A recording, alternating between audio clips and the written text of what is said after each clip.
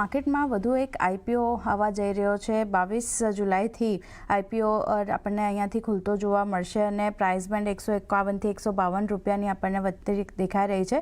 કુલ issue સાઇઝની વાત કરી લઈએ તો લગભગ 5000 કરોડની અહીંયા રહેતી દેખાઈ રહી છે અને આ આઈપીઓ છે ક્યુબ હાઈવેઝ ટ્રસ્ટનો. અને આપણી સાથે અત્યારે ક્યુબ હાઈવેઝ ટ્રસ્ટના ગ્રુપ સીએફઓ અને ઇન્વેસ્ટમેન્ટ મેનેજર પંકજ વસાણી આપણી સાથે જોડાઈ ગયા છે. એમની સાથે ચર્ચા કરીએ. પંકજજી, સ્વાગત છે આપનું સીએનબીસી બજાર પર. અને સૌથી પહેલાં તો કોંગ્રેચ્યુલેશન્સ તમને આઈપીઓ માટે. અને જો કન્વર્ઝનની વાત કરીએ તો આ કન્વર્ઝન હમણાં કેમ થઈ રહ્યું છે? કોઈ નવા કેપિટલ અથવા તો ગ્રોથ માટે ફંડ તમે અત્યારે કેમ એકત્ર નથી કરી રહ્યા? અને અત્યારે જ આ આઈપીઓ બહાર પાડવાનું પાછળનું શું મુખ્ય હેતુ બની રહ્યો છે? અને સાથે આની તમારા ગ્લોબલ મુખ્ય જે સ્પોન્સર્સ છે એની લોંગ ટર્મ સ્ટ્રેટેજિક અલાઇનમેન્ટ પર કેવી અસર તમે જોઈ રહ્યા છો, sir? Jai Shri Krishna. Thank you for having me and thank you so much for your good wishes. તો આઈ થિંક તમારા સવાલ જે છે એ 4 પાર્ટમાં છે.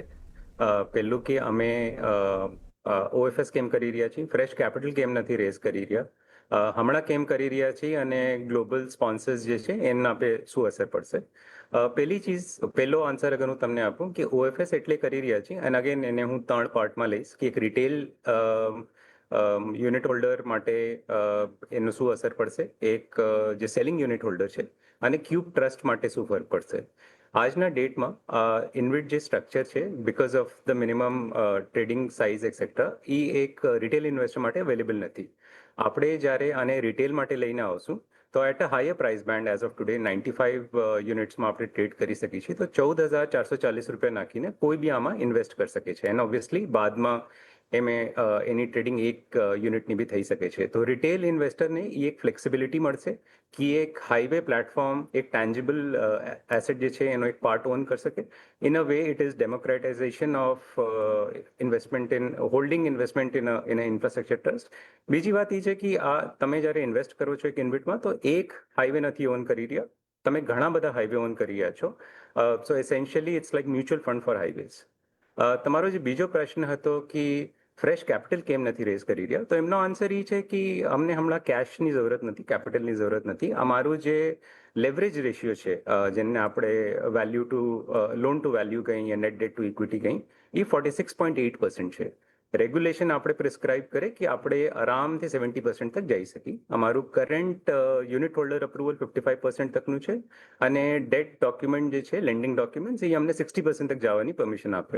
વિચ મીન્સ એસેન્શિયલી કે આજે 10 થી 15,000 તો અમે આરામથી યુઝ કરી શકીએ છીએ ડેટ કેપેસિટીથી એક્વિઝિશન માટે.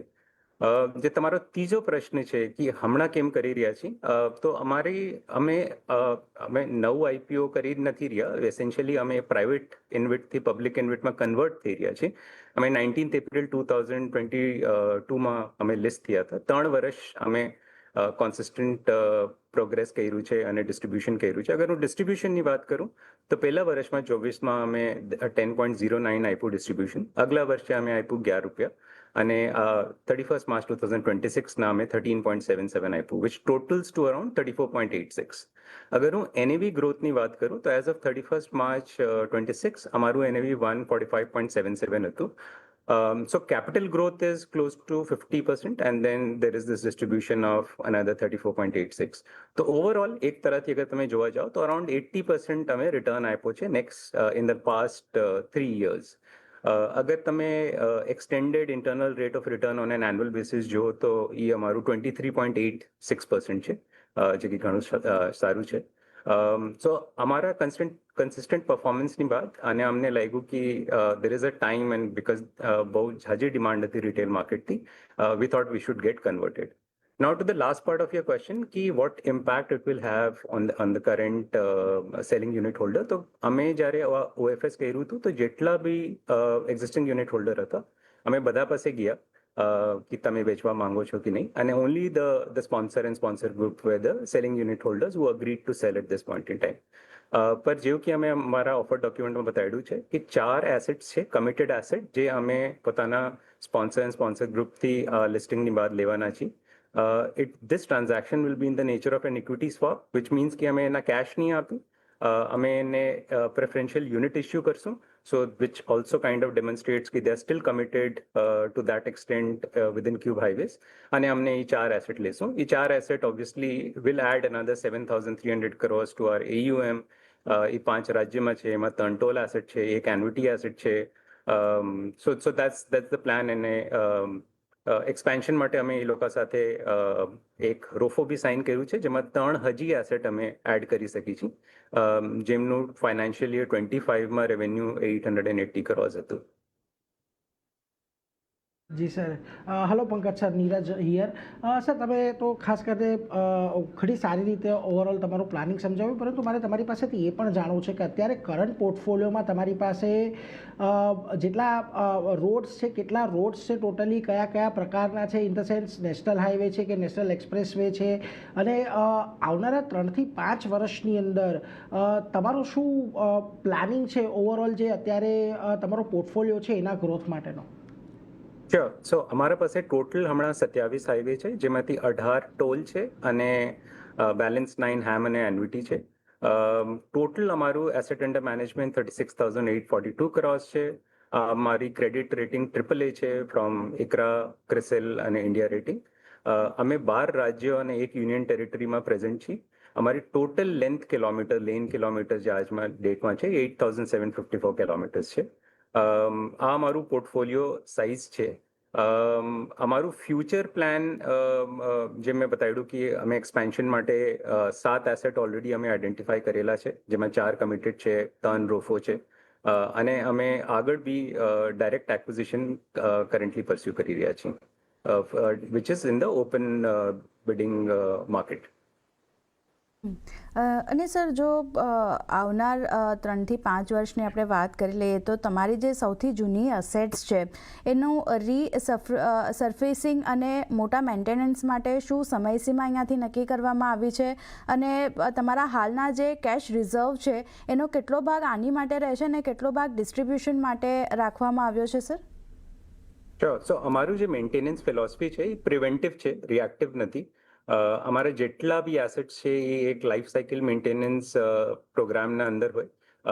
સો એવું નથી કે અમે એક દી જ બેસીને કંઈ કે હા આજે આપણે આમાં મેજર મેન્ટેનન્સ કરવાનું છે. It's a daily work.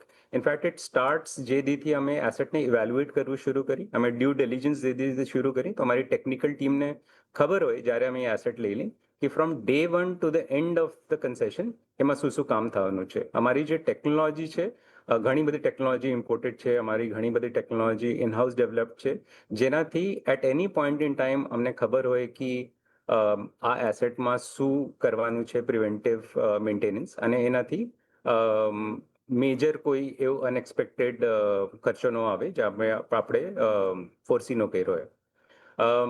અને જે છે, જે મેજર મેન્ટેનન્સ છે, એ ફુલ્લી ફેક્ટર્ડ હોય આપણા પ્રોજેક્શનમાં, અને જે વેલ્યુએશન આપણે કરી, એ ફાઇનાન્શિયલ્સ પ્રિપેર કરી, એમાં એ અમાઉન્ટ ફુલ્લી ફેક્ટર્ડ હોય. ઇનફેક્ટ હું તમને બતાવું તો જે આપણે ડિસ્ટ્રીબ્યુશન કરી ઇન્વેટમાં, એ NDCF થ્રુ કરી, નેટ ડિસ્ટ્રીબ્યુટેબલ કેશ ફ્લો. એનું કેલ્ક્યુલેટ કરવાનો તરીકો જ એ છે કે તમે જેટલા બી તમારા SPVs છે એમાં જે કેશ જનરેટ થાય છે એમાંથી તમે માઇનસ કરશો જે એ SPVના ખર્ચા છે. એમાં આજે મેજર મેન્ટેનન્સ અને ઓપરેટિવ મેન્ટેનન્સનો ખર્ચો છે, યા ફિર તમે પ્રોવિઝન ફોર મેજર મેન્ટેનન્સ જે છે એ રોકીને જ તમે આગળ ખર્ચો કરશો. તો જ્યાં સુધી કેશ ફ્લોની વાત છે, ઇટ ઓલરેડી ફેક્ટર્સ કે તમારો આ ખર્ચો થવાનો છે. તમને અગર હજી વધુ ડિટેલ કોઈ રિટેલ ઇન્વેસ્ટરને જોઈ તો એ અમારા ફાઇનાન્શિયલ્સમાં હશે, અમારા ફ્યુચર પ્રોજેક્શન્સમાં બધા ડિટેલ અવેલેબલ છે.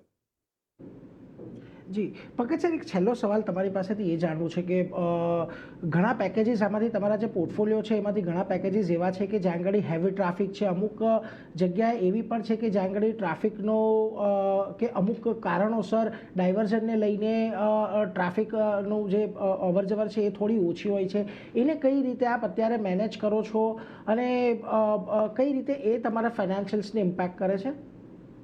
તો અમારે જ્યારે કોઈ બી એસેટ અમે લઈ તો અમે એની ટ્રાફિક સ્ટડી કરાવી, અને એવરી યર યા એવરી પિરિયોડિકલી અમે એ ટ્રાફિક સ્ટડી કરાવી, which is done by an independent third party traffic consultant who is an expert in that field, who takes into account कि क्या डायवर्जन आई सके છે, પોઝિટિવ ડાયવર્જન ઓર negative diversion, અને અમે fully factor કરી પોતાના રેવન્યુ માટે. And that along with the fact કે અમારું જે રેવન્યુ છે એ જીડીપી લિંક છે અને અમારું જે ટોલ કલેક્શન છે એ WPI ઇન્ફ્લેશન લિંક છે. આના સાથે અમારું રેવન્યુ હંમેશા કાઇન્ડ ઓફ એશ્યોર્ડ હોય છે અને ગ્રોથ રેટ બી તમે રેવન્યુનો જોશો તો ઘણો સારો હોય છે. અગર હું પિછલા સાલની વાત કરું તો અમારું રેવન્યુ જે છે 10.1% થેન્ક્સ વધ્યું કરીને બ્રેક લેવાનું છે.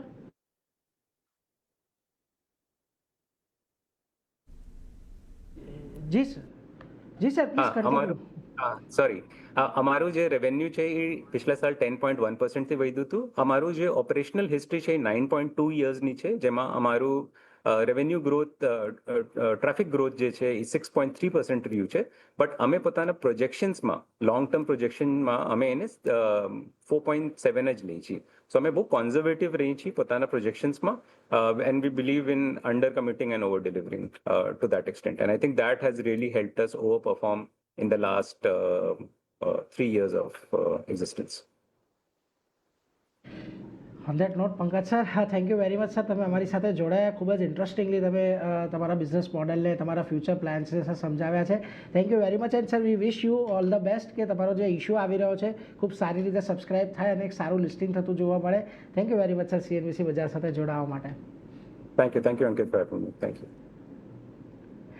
તો જુઓ, ખાસ કરીને ક્યુબ હાઈવે ઇન્વેસ્ટમેન્ટ પર એનો ઇન્વેટ આવી રહ્યો છે.